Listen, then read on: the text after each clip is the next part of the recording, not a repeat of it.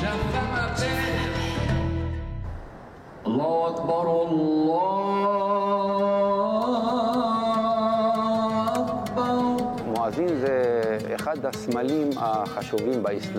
Mouezine, c'est un des symboles les plus importants de l'islam. Il y a l'imam et il y a le mouezine.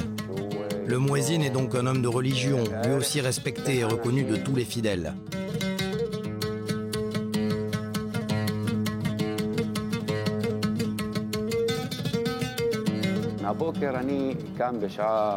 Je me lève tous les matins à 3h30, je me prépare,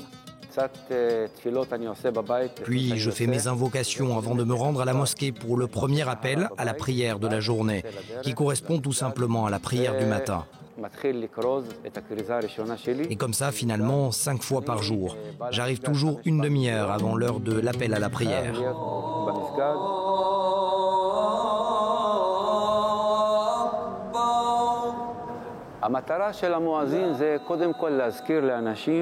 Le rôle du mouezine, c'est tout d'abord de rappeler aux gens qu'ils doivent venir prier. Certains sont chez eux, certains travaillent. Et puis, il y a ceux qui étudient.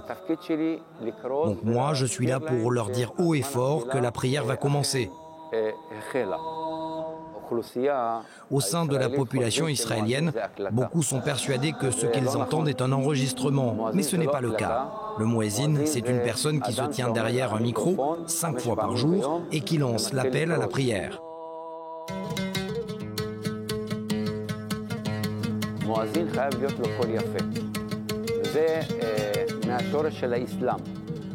Le mouezine est obligé d'avoir une belle voix. Cela fait partie des fondamentaux de l'islam.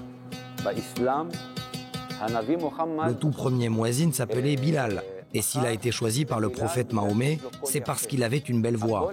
C'est cette belle voix qui attire les gens en fait.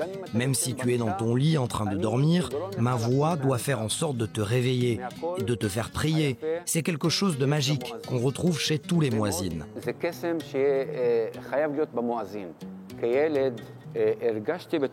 Déjà enfant, j'ai ressenti que je savais chanter et que j'avais une belle voix. J'ai toujours vécu à côté de la mosquée et depuis toujours, j'ai été attiré par l'appel du mouezine. J'aimais tellement ça petit que je montais sur le toit de notre maison pour, moi aussi, lancer l'appel à la prière, comme ça, tout seul. Avant de devenir mouezine, j'ai été chanteur islamique. Je me produisais lors de mariages musulmans. J'ai fait quelques concerts pour la communauté, donc j'ai commencé en tant que chanteur.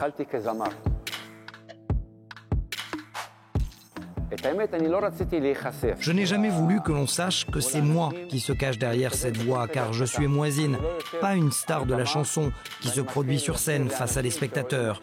Je suis à l'opposé de cela.